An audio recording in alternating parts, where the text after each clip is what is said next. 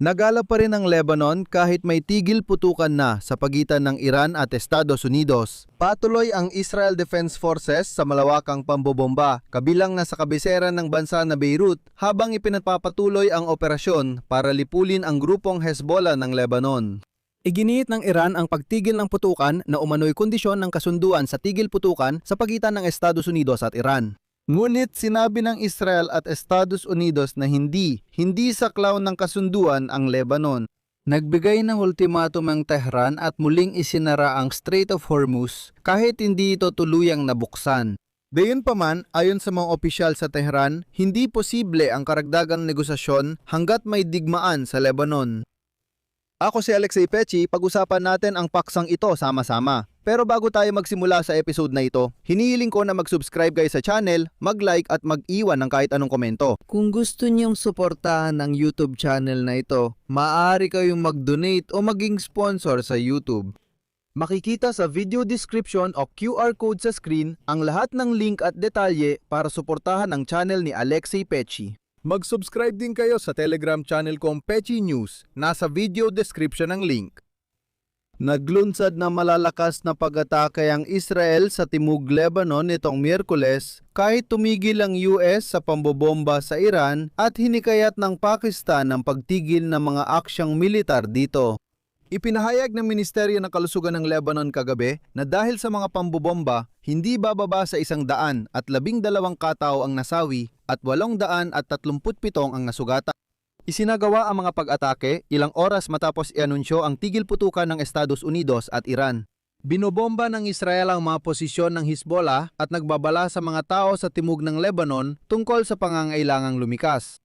Lahat ng ito ay nangyayari sa gitna ng kawalang katiyakan kung sakop ba ng kasunduan sa tigil putukan ang mga aksyong militar ng Israel laban sa Hezbollah sa Lebanon.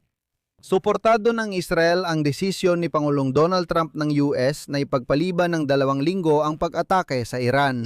Iginiit ni Punong Ministro Benjamin Netanyahu na magpapatuloy ang IDF sa pag-atake sa Lebanon dahil para sa kanya, hindi saklaw ng tigil putukan sa digmaan laban sa Iran ang Lebanon. Taliwas ito sa pahayag ng Pakistan na naging tagapamagitan sa pagbuo ng tigil putukan sa Iran na nagsasabing dapat ding itigil ang mga aksyon sa Lebanon. Ayon kay Punong Ministro Shahbaz Sharif ng Pakistan, tagapamagitan sa sigalot, umiiral ang 2 linggong tigil putukan ng Iran at Estados Unidos sa lahat ng lugar, pati Lebanon. Itinigil ng Hezbollah ang pambobomba sa hilagang Israel mula nang magsimula ang tigil putukan. Ang grupong nagpasok sa Lebanon sa digmaan sa gitnang silangan nang salakay nito ang Israel noong Marso 2 ay hindi nag-anunsyo ng operasyon. Ngunit iginiit ang kanilang likas at lehitimong karapatang labanan ang okupasyon at tumugon sa agresyon. Sa huli, hayagang inihayag sa Washington na ang kasunduan sa tigil putukan sa pagitan ng Estados Unidos at Iran ay hindi saklaw ang mga pag-atake ng Israel laban sa Hezbollah sa Lebanon. Sa parehong panahon, sinabi ng Ministro ng Ugnayang Panlabas ng Iran na si Abbas Araghchi at ito ang kanyang sinabi at inuulit ko. Malinaw at walang kalituhan ang mga kondisyon ng tigil putukan sa pagitan ng Iran at Estados Unidos. Dapat pumili ang Estados Unidos, tigil putukan o pagpapatuloy ng digmaan sa pamamagitan ng Israel. Hindi nila maaaring makuha ang pareho. Nakikita ng mundo ang malawakang patayan sa Lebanon. Nasa Amerika ngayon ang desisyon at pinagmamasdan ng lahat kung tutuparin nila ang kanilang obligasyon. Ang Ehipto na namagitan sa kasunduan sa tigil putukan ay inakusahan ang Iran at Israel ng planadong pagsira sa tigil putukan.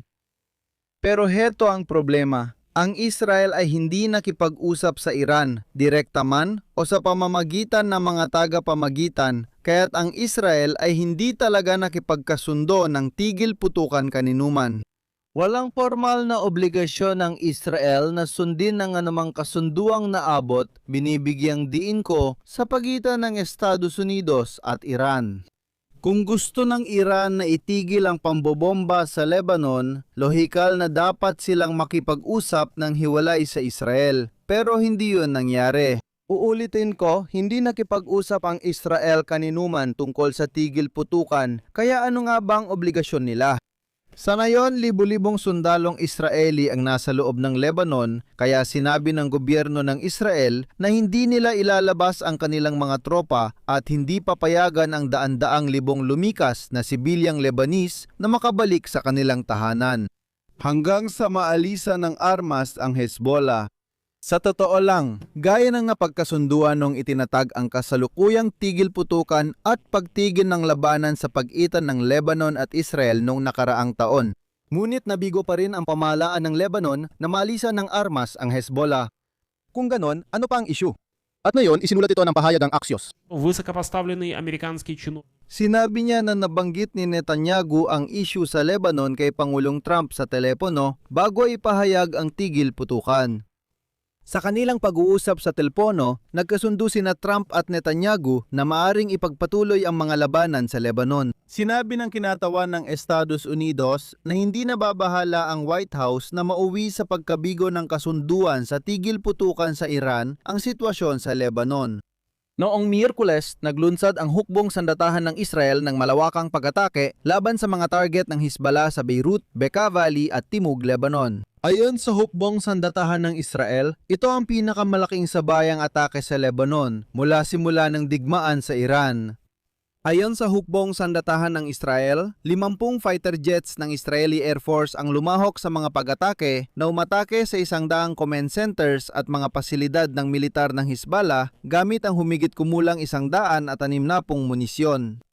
Sa parehong oras, iniulat ng Iranian news agency na Tasnim na lalabas ang Iran sa kasunduan sa tigil putukan kung magpapatuloy ang pag-atake sa Lebanon.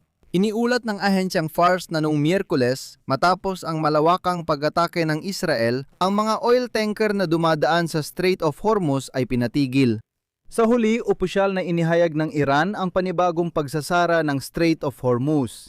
Kapansin-pansin, inakusahan din ni punong ministro ng Lebanon na si Nawaf Salam ang Israel sa paglabag sa tigil putukan. Tinawag ng administrasyong pampanguluhan ng Lebanon ang pag-atake ng Israel na isang bagong masaker.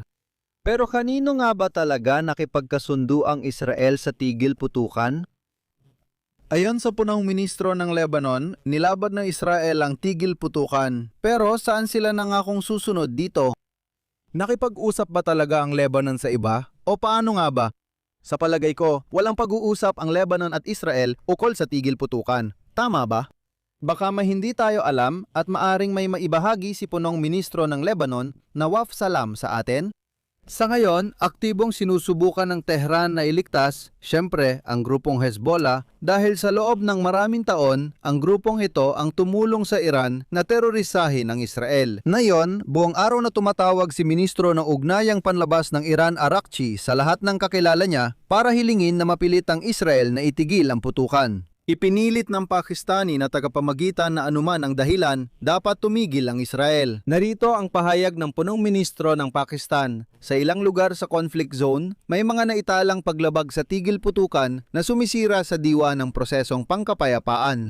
Taos puso kong hinihikayat ang lahat na magpakita ng pagpipigil at sundin ang 2 linggong tigil putukan upang mabigyan ng pagkakataon ang diplomasya sa mapayapang pagresolba ng sigalot. Kaya dito ko natatapusin, ilagay ninyo ang inyong opinyon at mga konklusyon sa mga komento sa ilalim ng episode na ito, mag-subscribe sa channel, pindutin ang kampanilya at huwag kalimutang mag-like. Kung gusto ninyong suportahan ang trabaho ng YouTube channel na ito, alam nyo na ang dapat gawin. Maaari kayong magbigay ng donasyon gamit ang QR code na nasa inyong mga screen o sa pamamagitan ng mga link at detalye sa deskripsyon ng video na ito. Nagpapasalamat ako sa anumang suporta ninyo. Iyon lang, ingatan nyo ang inyong sarili. Paalam sa lahat.